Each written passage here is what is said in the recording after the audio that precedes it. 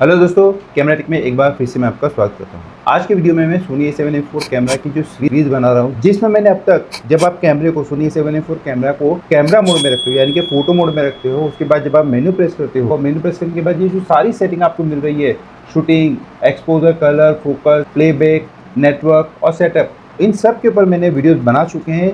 Total मैंने अभी तक 7 पार्ट बनाए हैं 1 बाय 1 करके, जिसमें मैंने इन सब के एकदम डिटेल्स में आपको अपडेट किया है कि ये सब फीचर्स क्या है और किस तरह से आप इनको यूज कर सकते हो। तो फोटो मोड में कैमरे को रखने के बाद मेन्यू प्रेस करते हैं तो क्या फीचर्स आते हैं, इसके रिलेटेड पूरा सीरीज कंप्लीट हो चुका है। अब आते हैं वीडियो में कि जब आप कैमरे को सोनी A7IV कैमरा को वीडियो मोड में रखते हो और वीडियो मोड में रखने के बाद जब आप मेन्यू प्रेस करते हो तो उसके अंदर आपको क्या क्या सेटिंग मिलती है, इसके बारे में आज की वीडियो में बात करेंगे। तो मैं कैमरे को स्विच कर देता हूँ वीडियो मोड में। अब वीडियो मोड में स्विच करने के बाद मैं मेन्यू प्रेस करते ही जो सबसे पहला ऑप्शन मुझे मिलता है वो मिलता है माय मेन्यू, यानी कि जिस तरह से आप फोटो में आपका खुद का माय मेन्यू क्रिएट कर सकते हो, उसी तरह से आप वीडियो में भी आपका खुद का माय मेन्यू क्रिएट कर सकते हो। बहुत से ऐसे फीचर्स होते हैं जो हमको बार बार यूज करने होते हैं, तो उन सारे फीचर्स को, तमाम फीचर्स को आप एक जगह पे सेव कर सकते हैं। यहाँ पे आप आपके रिक्वायरमेंट के हिसाब से जिस तरह से फोटोज में 6 अलग अलग मेनू आप क्रिएट कर सकते हो, उसी तरह से आप वीडियो में भी 6 अलग अलग मेनू आपकी रिक्वायरमेंट के हिसाब से क्रिएट कर सकते हो। उसके नीचे आते हैं, सेम आपको होम वाला बटन मिलता है जहाँ पे आपको 2 ऑप्शन मिलते हैं, मेन और मेन 2।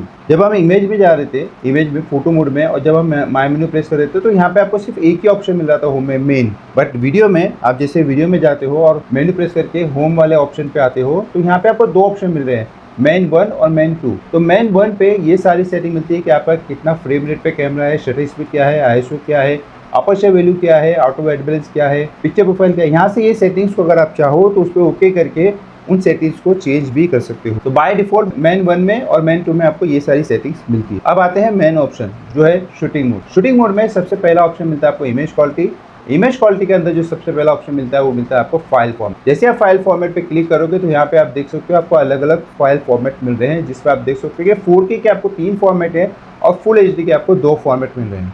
इसके रिलेटेड ऑलरेडी मैंने एक वीडियो बनाया है जिसमें मैंने आपको डिटेल में बताया है कि ये फॉर्मेट क्या है, किस तरह से वर्क करते हैं और कौन सा फॉर्मेट आपको कहाँ यूज़ करना चाहिए। अभी मैं शूटिंग मोड के जो मेन्यूज़ बता रहा हूँ, अगर मैं इन सबको डिटेल में बताने जाऊँगा तो वो वीडियो बहुत लंबा हो जाएगा। तो मैं इसके ऊपर जो ऑलरेडी मैंने वीडियो बनाया है उस वीडियो का लिंक मैं इस वीडियो के डिस्क्रिप्शन में ऐड कर दूंगा। तो अगर आप कोडेक्स को बहुत आसानी से समझना चाहते हैं तो वीडियो जरूर देखिएगा, आपके लिए वो वीडियो बहुत हेल्पफुल रहे। उसके नीचे आपको मिलता है मूवी सेटिंग। मूवी सेटिंग में आपको फ्रेम रेट मिल जाते हैं कि आपको कितने फ्रेम में शूट करना है, 50 फ्रेम, 25 फ्रेम, 100 फ्रेम। इन फ्रेम रेट के ऊपर भी मैंने एक डिटेल वीडियो बनाया है, इसमें मैंने डिटेल में बताया कि कितने FPS पे किस तरह का आपको इफेक्ट मिलता है। तो उस वीडियो का लिंक भी मैं इस वीडियो के डिस्क्रिप्शन में ऐड कर दूंगा, वो वीडियो जरूर देखिएगा। आप फ्रेम रेट के बारे में बहुत ही डिटेल में जानना चाहते हो तो वीडियो आपके लिए बहुत हेल्पफुल रहेगा। उसमें मैंने एंटी-स्केप फाल को भी कवर किया है। नीचे आपको मिलता है रिकॉर्डिंग सेटिंग। रिकॉर्डिंग सेटिंग में आप जाओगे तो यहाँ पे आप देख सकते हो कि आपको कुछ डेटा मिलता है, 60M 4208 बीट, 100M 4208 बीट और 140M 42210 बीट। ये जो आपको 60, 100 और M140 मिल रहा है, यानी कि कैमरा आपका 1 सेकंड में उतना डेटा बनाएगा। यानी कि अगर आप सबसे बेस सेटिंग सेव करते हो, एकदम बेस सेटिंग 4K में 25 FPS पे एकदम बेस सेटिंग आप सेव करते हो, कैमरा आपका 1 सेकंड में 60 MPS का डेटा बनाएगा, जहाँ पे आपको 420 की कलर इन्फॉर्मेशन मिलेगी 8 बिट के साथ। और यहाँ पे 100 Mbps है और यहाँ पे 140 MB। अब यहाँ पे आप देख सकते हो कि यहाँ पे सिर्फ डेटा बढ़ रहा है, यहाँ पे 60 Mbps है और यहाँ पे 100 Mbps है, यानी कि सिर्फ आपको 40 Mbps का डेटा बढ़ रहा है।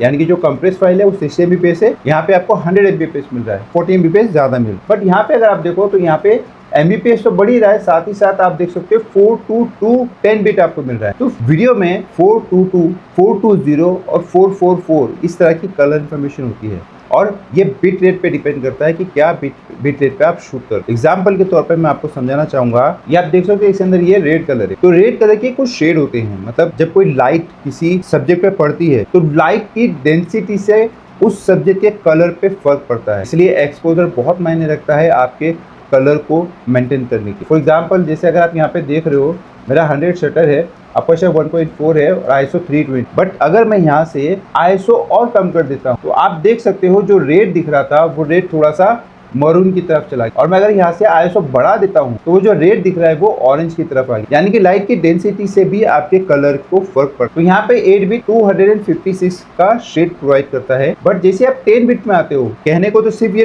2 बिट का फर्क है, 8 बिट और 10 बिट में सिर्फ 2 बिट का फर्क है, बट कलर शेड में 1024 शेड मिलते हैं आपको 10 बिट में। तो जितनी अच्छी कलर इन्फॉर्मेशन आपको चाहिए उतना अच्छा आपको बिटरेट होना बहुत जरूरी है। और अगर आप क्रोमा की करते हो, बैकग्राउंड में आप ग्रीन पर्दा डाल के आप क्रोमा करना चाहते हो, कुछ VFX करना चाहते हो, तो उसके लिए जो मिनिमम बिटरेट की रिक्वायरमेंट है वो 10 है। कहने को ये सिर्फ 2 बिट का फर्क है, बट बहुत ह्यूज डिफरेंट होता है कलर आउटपुट। और 422, 420 और 444 क्या होता है? 444 जो है वो सिर्फ सिनेमा लाइन में यूज किया जाता है। जो मूवीज बनती है वो ज्यादातर 444 पे मिलती है। अगर मैं इसकी डिटेल में बात करूँ तो इसके ऊपर पूरा वीडियो बनाना पड़ जाएगा मुझे, क्योंकि इसके अंदर बहुत डिटेल है। एग्जाम्पल के तौर पर मैं आपको बताता हूँ कि 420 जो है वो 25% कलर इन्फॉर्मेशन आपको प्रोवाइड करता है, 422 आपको 50% का कलर इन्फॉर्मेशन प्रोवाइड करता है, और 444 यानी कि 100% कलर इन्फॉर्मेशन आपको मिलती है। आप किस तरह से उसको यूज करते हो ये आपके ऊपर भी डिपेंड करता है, ठीक है। इसके बारे में डिटेल में बात करनी है तो इसके लिए अलग से पूरा वीडियो बनाऊंगा। उसके बाद आप नीचे आओगे तो यहाँ पे आपको SNQ की सेटिंग मिलती है। SNQ सेटिंग के लिए अलग से आपके कैमरे के अंदर SNQ का मोड है। SNQ यानी कि स्लो एंड क्विक। अगर आप आपके कैमरा से ही स्लो मोशन और क्विक मोशन यानी कि फास्ट फॉरवर्ड वीडियो शूट करना चाहते हो तो आप कैमरे से SNQ मोड पे रख के ही कर सकते हो। फॉर एग्जांपल मैं कैमरे को SNQ पे स्विच करता हूँ। SNQ पे स्विच होने के बाद यहाँ पे आप देख सकते हो कि 2x का स्लो मोशन मिल रहा है आपको। यहाँ पे 2x इसलिए मिल रहा है क्योंकि मेरा कैमरा 4K में है, यानी कि वो 50 फ्रेम को 2 टाइम डिवाइड करके आपको 2x का स्लो मोशन दे रहा है। अगर मैं इसको फुल HD पे डाल देता हूँ और SNQ में आके मैं यहाँ से फ्रेम रेट जो है इसको कर देता हूँ 25, तो आप देख सकते हो यहाँ पे स्लो मोशन आ गया। और 50 को कर देता हूँ मैं 100। जैसे 100 करूंगा तो ये आप देख सकते हो 4 टाइम का स्लो मोशन आपको यहाँ पे मिल रहा है। तो आप आपकी रिक्वायरमेंट के हिसाब से स्लो मोशन शूट करना चाहते हैं या फास्ट फॉरवर्ड वीडियो करते हैं लाइक टाइम लैप्स, तो आप SNQ में रख के शूट कर सकते हैं। जैसे अभी मैंने फ्रेम रेट 25 और 100 FPS रखा तो यहाँ पे मुझे 4 टाइम का स्लो मोशन मिल रहा है, बट अगर मैं यहाँ 100 के बदले अगर मैं इसे 1 करता हूँ तो आप देख सकते हो 25 टाइम्स का फास्ट फॉरवर्ड वीडियो मिलेगा। तो जितना आप यहाँ पे FPS बढ़ाओगे उतना ये टाइम कम होते जाएगा। तो फॉर एग्जाम्पल अगर मैं 12 FPS रखता हूँ तो ये 2 टाइम का मुझे फास्ट फॉरवर्ड वीडियो मिलेगा। तो आप आपकी रिक्वायरमेंट के हिसाब से कैमरे के अंदर से ही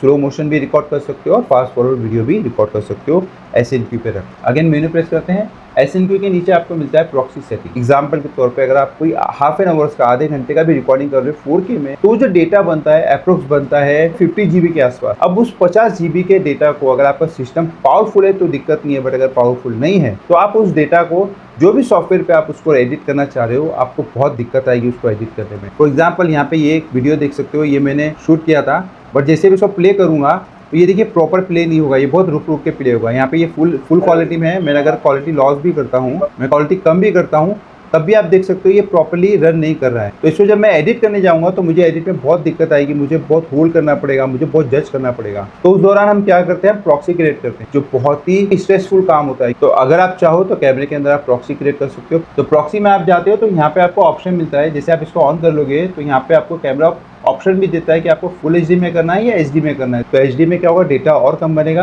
आप देख सकते हो यहाँ पे जो डेटा साइज है वो भी बहुत कम है, 6 MB पर सेकेंड। कि 1 सेकंड का कैमरा सिर्फ 6 MB का डेटा बना रहा है HD में। यहाँ आप रेजोल्यूशन भी देख सकते हो, ये 50 फ्रेम पे काम कर रहा है। जो भी फ्रेम रेट आप चूज करोगे ये उसके ऊपर काम, बट ये प्रॉक्सी सिर्फ 50 फ्रेम पे ही काम करता है, 100 फ्रेम पे ये काम नहीं करेगा। और आप चाहो तो यहाँ पे इसको फुल HD में भी डाल सकते हो, जहाँ पे कैमरा आपको 9 Mbps पर सेकंड और 6 Mbps पर सेकंड का भी डेटा प्रोवाइड करता है, वो भी 10 MB। प्रॉक्सी के नीचे आपको मिलता है APS-C शूटिंग। अभी ये बाय डिफॉल्ट ऑटो पे है, तो जैसे आप क्रॉप सेंसर का लेंस यूज करोगे कैमरा ऑटोमेटिक सेंसर को क्रॉप में डाल देगा। और अगर आप चाहो तो यहाँ से ऑन करके भी सेंसर को क्रॉप में डाल सकते हो। तो आप ये फुटेज देख सकते हो, यहाँ पे मेरे को वाइड एंगल मिल रहा है, ये मेरा फुल फ्रेम में है, बट जैसे मैं इसको ऑन करता हूँ तो कैमरा मेरा क्रॉप में चला जाएगा। ये देख सकते हो क्रॉप का साइन आ गया, और आप देख सकते हो वाइड एंगल मेरा कितना कम हो गया। मैं लेंस यूज करो 35 mm G मास्क, तो वाइड एंगल देख सकते हैं आप कितना कम हो। तो आप आपकी रिक्वायरमेंट के हिसाब से अगर चाहो तो वीडियो के अंदर क्रॉप सेंसर भी डाल सकते हो। फॉर एग्जाम्पल ऐसी कोई सिचुएशन है जहाँ पे आपके पास लेंस अवेलेबल नहीं है, बट आप चाहते हो थोड़ा सा आपको टाइट क्लोजअप मिले, टाइट कंपोजिशन मिले, तो आप कैमरे को क्रॉप सेंसर भी डाल सकते हो। वीडियो में आपको दिक्कत नहीं देगा क्योंकि आपका जो कैमरा है वो 33 मेगापिक्सल का है। तो अगर आप क्रॉप में कैमरे को डालते हो तो आपको 14 मेगापिक्सल का आउटपुट प्रोवाइड करेगा। तो इमेजेस में अगर आप जाते हो तो वहाँ पे रेजोल्यूशन डाउन हो जाएगा, 14 मेगापिक्सल मिलेगा, बट वीडियो में आपको दिक्कत नहीं आएगी क्योंकि फुल HD अगर आप शूट कर रहे हो तो फुल HD को शूट करने के लिए मैक्स टू मैक्स 2 मेगापिक्सल की रिक्वायरमेंट होती है,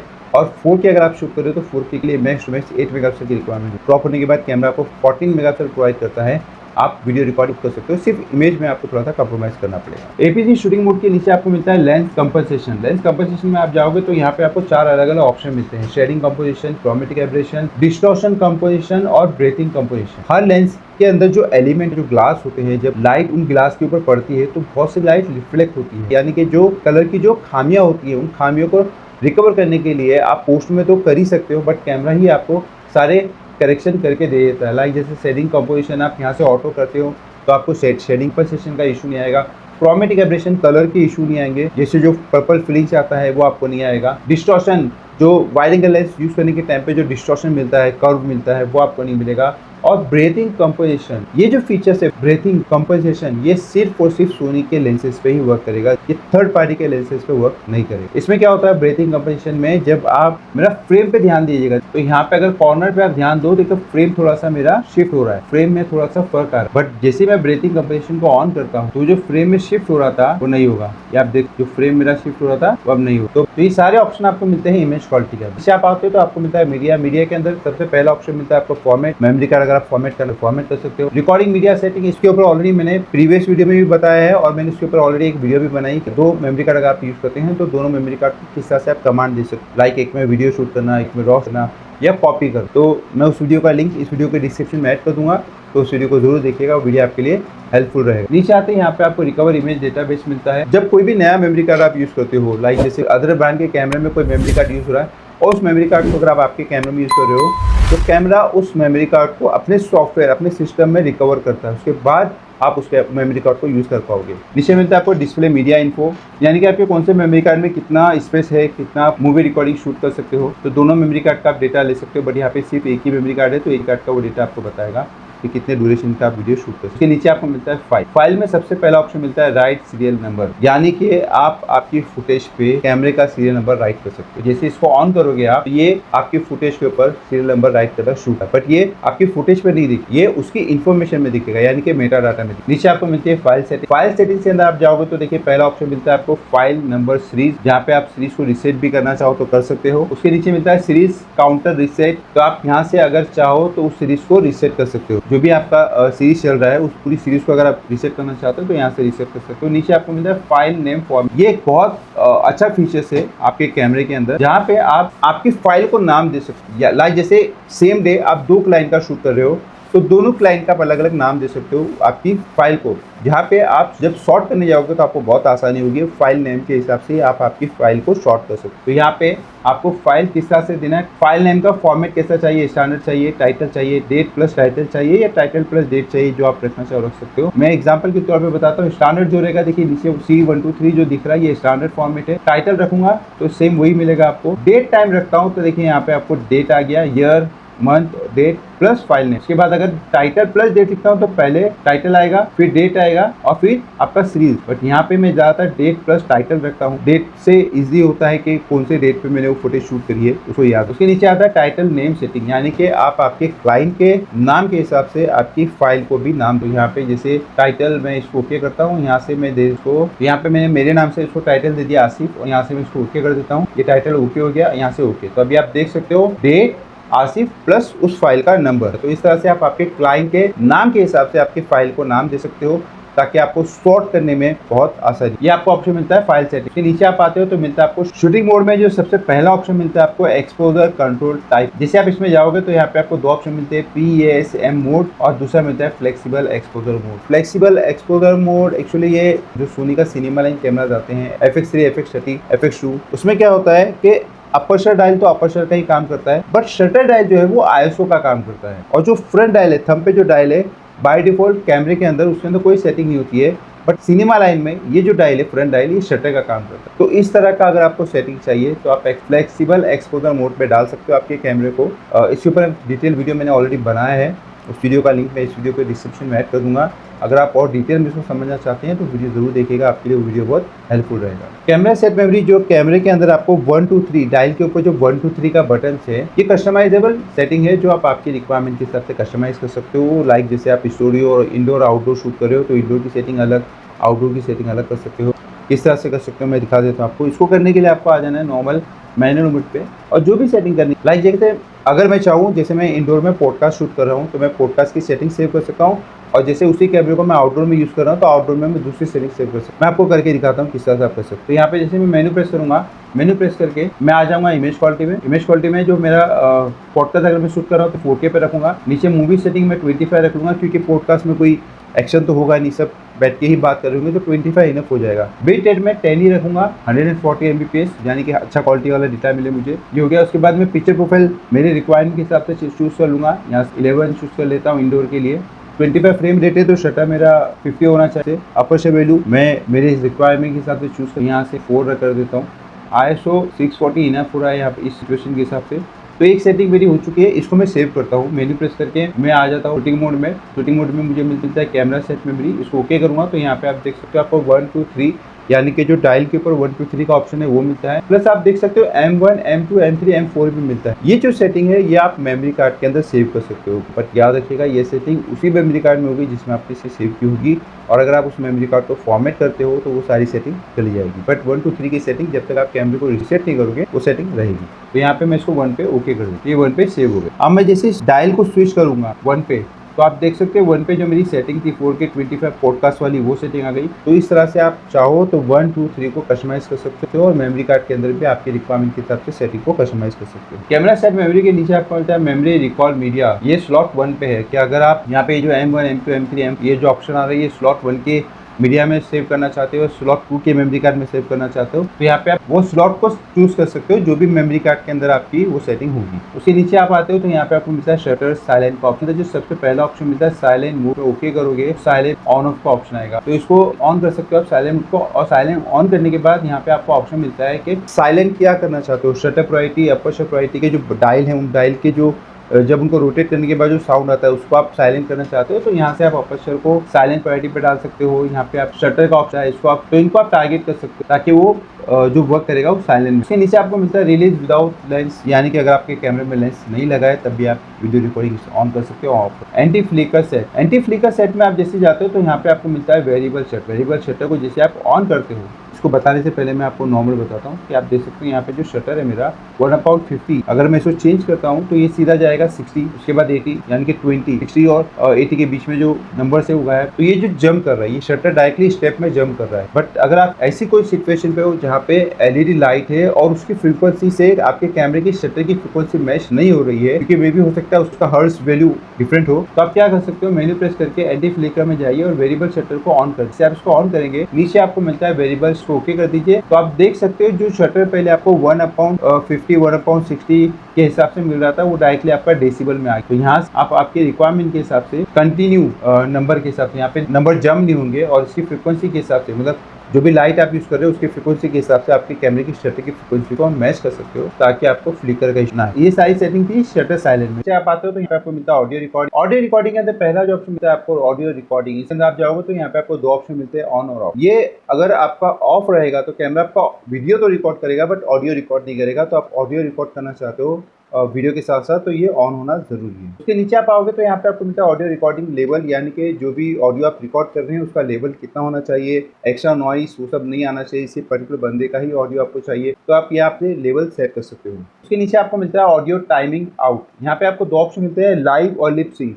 लाइव में कैमरा ऑडियो को आपके वीडियो से मैच करने की कोशिश करता है, डिले नहीं देता है, और लिप सिंक में कैमरा ऑडियो को और आपके लिप सिंक को कंटिन्यू मैच रखता है। उसके नीचे आपको मिलता है wind noise reduction. Wind noise reduction जो है ये कैमरे का इंटरनल माइक का जो नॉइस रिडक्शन है ये वो है, यानी कि जो एयर का जो नॉइस होता है ये उसको रिड्यूस करेगा इंटरनल माइक के लिए। एक्सटर्नल माइक के अंदर ऑलरेडी नॉइस सेपरेशन और नॉइस कैंसिलेशन का ऑप्शन आता है। यहाँ पे आपको ऑन ऑफ और ऑटो 3 ऑप्शन मिलते हैं। इसके नीचे मिलता है MI शू ऑडियो सेट। सोनी के ऑलमोस्ट अभी जितने भी नए कैमराज आ रहे हैं A7 M4 के बाद, उन सब के अंदर जो हॉट शू है वो डिजिटल है। डिजिटल यानी कि सोनी के जितने भी माइक्स है डिजिटल माइक्स, लाइक B1M है, M1 है, CMW है, W2BT है वायरलेस माइक, ये ऑलमोस्ट जितने माइक्स है डिजिटल, यानी कि डायरेक्टली आप हॉटशॉट पे उसको कनेक्ट कर लीजिए, कैमरा ऑडियो रिकॉर्ड करना शुरू कर देगा। आपको 3.5 का जो केबल आता है वो केबल कनेक्ट करने की जरूरत नहीं है आपके कैमरे में। ये सारी सेटिंग आपको मिलती है ऑडियो रिकॉर्डिंग में। नीचे आपको मिलता है TC UB सेटिंग। TC यानी कि टाइम कोडिंग, और यूवी मतलब यूजर भी। तो कैमरे के अंदर ये ऑप्शन दिया तो है, इसका मतलब है कि आप अगर मल्टीपल कैमरा शूट कर रहे हैं और आप चाहते हो सबका टाइम सेम हो, तो उसके लिए टाइम कोडिंग यूज किया जाता है। इसके लिए अलग से एक एक्सटर्नल टाइम कोड का एक डिवाइस आता है जो आप कैमरे के अंदर कनेक्ट करके सारे कैमरा के टाइम कोड को मैच कर सकते हैं। इसे आपको मिलता है इमेज स्टेबलाइजेशन। इमेज स्टेबलाइजेशन के अंदर में आपको एक्टिव का भी ऑप्शन मिलता है। एक्टिव यानी कि कैमरा आपका और ज्यादा स्टेबलाइज करेगा। स्टैंडर्ड पे वो नॉर्मल आपको 5.5 स्टेबलाइजेशन प्रोवाइड करेगा और एक्टिव पे वो आपको 1 स्टेप मोर प्रोवाइड करेगा, जहाँ पे जो स्टेबिलिटी होगी आपकी वीडियो रिकॉर्डिंग की वो बहुत बेहतर होगी। इसके ऊपर भी मैंने एक वीडियो बनाया है कि स्टैंडर्ड स्टेबलाइजेशन किस तरह से काम करता है, एक्टिव किस तरह से कर सकता है, और इन दोनों के अलावा आप पोस्ट में किस तरह से आपकी फुटेज को स्टेबलाइज कर सकते हो। इसके ऊपर एक डिटेल वीडियो मैंने बनाया है, तो उस वीडियो का लिंक मैं इस वीडियो के डिस्क्रिप्शन में ऐड कर दूंगा। वीडियो जरूर देखिएगा, आपके लिए वीडियो बहुत हेल्पफुल रहेगा। तो एक्टिव में खाली एक ही फर्क है कि स्टैंडर्ड जो है वो फुल फ्रेम पे आपको वीडियो प्रोवाइड करता है, बट जैसे आप उसको एक्टिव पे डाल दोगे तो एक्टिव पे आपको 1.1 का क्रॉप मिलेगा। ये आप देख सकते हो, थोड़ा सा हल्का सा क्रॉप हो गया। तो आपको स्टेडी शॉट एजेस, ये बाय डिफॉल्ट ऑटो पे रहता है, बट अगर आप चाहो प्रिसाइसली यूज कर परफेक्टली आपका कैमरा स्टडी शॉट को वर्क करना चाहिए, तो उसके लिए अगर आप ब्लॉक लेंस यूज कर रहे हो like 35mm, 85mm, 50mm block lens, यहाँ से आप मैनुअल पे डाल के फोकल लेंथ को चूज कर सकते हो। फॉर एग्जांपल जैसे अभी मैं 35 यूज कर रहा हूँ, तो यहाँ से मुझे 35 का ऑप्शन मिल जाता है और मैं इसको 35 पे रख दूंगा, तो कैमरे को पता है कि लेंस 35mm का लगा है, तो वो उसके हिसाब से ही कैमरे को फुटेज को स्टेबलाइज करेगा, यानी कि वो एकदम परफेक्टली वर्क करेगा। नीचे आपको मिलता है जूम का ऑप्शन। ये बहुत ही बेहतरीन ऑप्शन है। इसके ऊपर ऑलरेडी मैंने बहुत सारे वीडियो बनाए हैं, यहाँ पे भी मैं आपको इसके बारे में अपडेट कर देता हूँ। इसमें आप जैसे जाओगे तो यहाँ पे देखिए जूम का ऑप्शन ऑफ। ये ऑफ इसलिए है क्योंकि यहाँ पे जो मेरा लेंस है वो ब्लॉक है और इसमें अंदर कोई जूम का ऑप्शन नहीं है। पर यहाँ पे नीचे आपको जूम का रेंज मिलता है, जहाँ पे आपको एक 3 ऑप्शन मिलते हैं। ऑप्टिकल जूम जो है, यानी कि जो भी फोकल लेंथ आपका लगा है वही। क्लियर इमेज जूम में क्या होगा, कैमरा आपको एक बेनिफिट देता है कि जो लेंस आपने यूज कर रहे हैं, जो लेंस आप यूज कर रहे हो उसको आप 2 टाइम्स और जूम कर सकते हो। और डिजिटल जूम में ये जो जूम होता है ये और एक्स्ट्रा हो जाए, बट मैं आपको डिजिटल जूम सजेस्ट नहीं करूंगा। जो आपकी इमेज होगी वो पिक्सेलेट हो जाएगी। मेरा कैमरा 4K पे है, जो लेंस मेरा लगा 35mm लगा, और अगर आप ऐसी सिचुएशन पे हैं जहाँ पे आपके पास सिर्फ एक ही लेंस है और आप चाहते हो जूम थोड़ा और ज़्यादा मिल जाए, तो इस तरह से आप क्लियर इमेज जूम यूज़ करके आपके लेंस को और थोड़ा सा जूम दे सकते हो, यानी कि 35mm को 1.5 से मल्टीप्लाई करके ये आपको 50mm का व्यू दे देगा। और अगर आप वीडियो यूज़ कर रहे हो तो वीडियो में अगर आप क्रॉप पे कैमरे को डाल, क्रॉप में आपको और 1.5 का जूम ज़्यादा मिल जाएगा। उसके नीचे आपको कस्टम की जूम है, यानी कि जो स्पीड थी ये जूम की, जो मैं जूम कर रहा हूँ इसकी जो ये स्पीड है ये स्लो है। आप इसकी स्पीड फास्ट करना चाहते हैं, स्लो करना चाहते हैं, आप डिसाइड कर सकते हो। यहाँ पे आपको ऑप्शन मिलता है, तो आप देख सकते हैं यहाँ पे फिक्स स्पीड है 3। आप इसको फास्ट कर सकते हो, स्लो कर सकते हो आपकी रिक्वायरमेंट के हिसाब से। अगर मैं इसको फास्ट रखता हूँ तो आप देख सकते हो जो जूम मैं कर रहा था पहले वो स्लो हो रहा था, अभी आप देख सकते हो फास्ट हो रहा है। तो आप आपकी रिक्वायरमेंट के हिसाब से जूम आपको फास्ट करना है कि स्लो करना है ये आप डिसाइड कर सकते हो। ये ऑप्शन मिलता है आपको जूम के अंदर। उसके नीचे आपको मिलता है शूटिंग डिस्प्ले। शूटिंग डिस्प्ले में पहला ऑप्शन मिलता है आपको ग्रिड लाइन। उसको ऑन करते हो तो नीचे आपको ग्रिड लाइन टाइप मिलता है, जहाँ पे आपको पहला ऑप्शन मिलता है रूल ऑफ थर्ड। ये आपकी वीडियो को और इमेज को कंपोजिशन के लिए बहुत ही हेल्प करता है। अगर आप वीडियो शूट कर रहे हो, इमेज शूट कर रहे हो, तो ग्रिड लाइन आपके कंपोजिशन के लिए बहुत हेल्पफुल होता है। तो यहाँ पे आप आपके रिक्वायरमेंट के हिसाब से ग्रिड लाइन चूज कर सकते हो। तो यहाँ पे देखिए रूल ऑफ थर्ड है, नीचे आपको गोल्डन रेशियो ग्रिड लाइन है, उसके बाद स्क्वायर ग्रिड है और लास्ट में डायगोनल प्लस स्क्वायर ग्रिड है। तो आप आपकी रिक्वायरमेंट के हिसाब से क्या ग्रिड लाइन यूज करना चाहते हो यहाँ से आप चूज कर सकते हो। उसके नीचे आपको मिलता है एम्फेसाइज रिकॉर्डिंग डिस्प्ले। ये बहुत ही अच्छा फीचर है। जब आप सेल्फ खुद को शूट कर रहे हो उस दौरान क्या होता है, जब आप वीडियो रिकॉर्डिंग करते हो, मैं आपको दिखाता हूँ कि जैसे मैं यहाँ पे रिकॉर्डिंग स्टार्ट करूंगा तो यहाँ पे देख सकते हैं एक छोटा सा रैक लिख कर आ जाता है रिकॉर्डिंग का। बट अगर आप आपके कैमरे से एक डिस्टेंस में हो, मतलब सेल्फ शूट कर रहे हो और एक डिस्टेंस में हो, तो मैं भी कभी कभी हो सकता है वो रैक आपको ना दिखे। आप पूरा डायलॉग डिलीवरी कर दो, बट आप जब बाद में चेक करो तो आपको दिखेगा कि भाई रिकॉर्डिंग तो शुरू हुआ ही नहीं। तो यहाँ पे आपको ऑप्शन मिलता है एम्फेसाइज रिकॉर्डिंग डिस्प्ले। जैसे आप इसको ऑन करोगे तो ऑन करने के बाद जब आप वीडियो रिकॉर्डिंग स्टार्ट करते हो तो आप देख सकते हो एक रेक्टेंगल, रेड कलर का रेक्टेंगल भी आ जाता है, जिससे आप जज कर सकते हो एक सर्टेन डिस्टेंस पे रह के कि भाई आपका फुटेज रिकॉर्डिंग हो रहा है या नहीं। ये सारे फीचर्स आपको मिलते हैं शूटिंग डिस्प्ले के अंदर। उसके नीचे आपको मिलता है मार्कर डिस्प्ले। मार्कर डिस्प्ले में आपको ऑप्शन मिलता है मार्कर डिस्प्ले। जैसे इसको ऑन करते हो, आप ऑन करने के बाद आप जब बाहर आओगे तो यहाँ पे कोई मार्कर आपको नहीं दिख रहा है, बट जैसे ही आप सेंटर वाला ऑन करोगे तो आप देख सकते हो सेंटर में मार्कर आ गया। जो व्हाइट लाइन दिख रही है ये मार्कर डिस्प्ले है। उसके बाद यहाँ पे मैं मेरी रिक्वायरमेंट के हिसाब से क्या रेशियो रखना चाहता हूँ यहाँ से मैं डिसाइड कर सकता हूँ। ये देखिए 15:9 आ गया ये, और यहाँ पे मुझे ये डी एनामॉर्फिक का भी मिल जाता है। इस बीच में आप देख सकते हो टॉप और ये जो लाइन है, टॉप की लाइन और ये बॉटम की लाइन, ये मार्कर डिस्प्ले है। और नीचे आपको सेफ्टी जोन भी मिल जाता है, जैसे आप 80% या 90% रख सकते हो, जहाँ पे अगर आप चाहो कि आपका जो पार्ट है वो कट ना हो, हेड या बॉटम को कोई पार्ट कट ना हो, यहाँ से आप चूज कर सकते हो। और यहाँ पे गाइड फ्रेम का भी ऑप्शन मिलता है जो आप ऑन कर सकते हो। तो ये सारे फ्रेम आप आपकी रिक्वायरमेंट के हिसाब से ऑन कर सकते हो। तो मार्कर डिस्प्ले आपको हेल्प करता है कि जो भी आप वीडियो रिकॉर्डिंग शूट कर रहे हो वो क्या एस्पेक्ट रेशियो में आप शूट करना चाहते हो। तो आप आपकी रिक्वायरमेंट के हिसाब से एस्पेक्ट रेशियो डिसाइड कर सकते हो। फिर नीचे आप आते हैं तो यहाँ पे आपको मिलता है शूटिंग ऑप्शन। शूटिंग ऑप्शन के अंदर पहला ऑप्शन मिलता है आपको ऑटो क्रिएट स्टिल इमेज, और सेकंड ऑप्शन है आफ्टर स्टिल इमेज क्रिएट। कि जब आप वीडियो रिकॉर्डिंग कर रहे हो और आप चाहते हो वीडियो रिकॉर्डिंग के दौरान इमेज निकालना, इमेज क्लिक करना, इसके थ्रू कर सकते हो। मैंने इसके ऊपर ऑलरेडी एक वीडियो बनाया है जिसमें मैंने डिटेल में बताया है कि आप किस तरह से वाइल वीडियो रिकॉर्डिंग आपको इमेज शूट कर सकते हो। मैं उस वीडियो का लिंक इस वीडियो के डिस्क्रिप्शन में ऐड कर दूंगा। अगर आप video recording, running video recording में इमेज शूट करना चाहते हो तो वीडियो आपके लिए बहुत हेल्पफुल रहेगा। तो ये सारे जितने फीचर्स मैंने आपको आज बताए हैं ये सारे के सारे हैं शूटिंग मोड के अंदर। तो आप देख सकते हैं एक ही शूटिंग मोड के अंदर जो फीचर्स आ रहे हैं उन सबको बताने में कितना टाइम लग गया। इसलिए ये सीरीज बना रहा हूँ ताकि मैं आपको डिटेल में हर मोड के बारे में बता सकूँ कि उसके अंदर क्या क्या फीचर्स आपको मिलते हैं और किस तरह से आप उन फीचर का यूज़ कर सकते हैं, ताकि आप आपके कैमरा को, सोनी A7 कैमरा को बहुत अच्छी तरह से समझ सको कि उसके अंदर क्या क्या बेनिफिट आपको मिलते हैं। आज जो मैंने बनाया वो शूटिंग मोड है। नेक्स्ट एक्सपोजर के बारे में रहेगा, फिर auto focus, mirror focus, playback, network और सेटअप। मैं माफ़ी चाहता हूँ मेरे जो वीडियोस आ रहे हैं ये बहुत थोड़े से डिले आ रहे हैं। मैं कोशिश करूँगा कि जल्द से जल्द ये सीरीज़ को कंप्लीट कर दूँ ताकि मैं आगे और भी कैमरास के बारे में आपको वीडियो बना के दे सकूँ। तो उम्मीद करता हूँ आपको ये जो मैंने इन्फॉर्मेशन प्रोवाइड की है ये अच्छी लगी होगी और ये वीडियो आपको अच्छा लगा होगा। अगर आपको ये वीडियो अच्छा लगा है तो इस वीडियो को लाइक ज़रूर कीजिएगा, शेयर ज़रूर कीजिएगा और कमेंट करना ना भूलिएगा। और हाँ, चैनल को सब्सक्राइब करना ना भूलिएगा और इसी तरह की इन्फॉर्मेटिव वीडियो के तुरंत नोटिफिकेशन के लिए बेल आइकन ज़रूर प्रेस कीजिएगा। तो आज के लिए इतना ही, मिलते हैं नेक्स्ट वीडियो में। Keep shooting, happy shooting, thank you.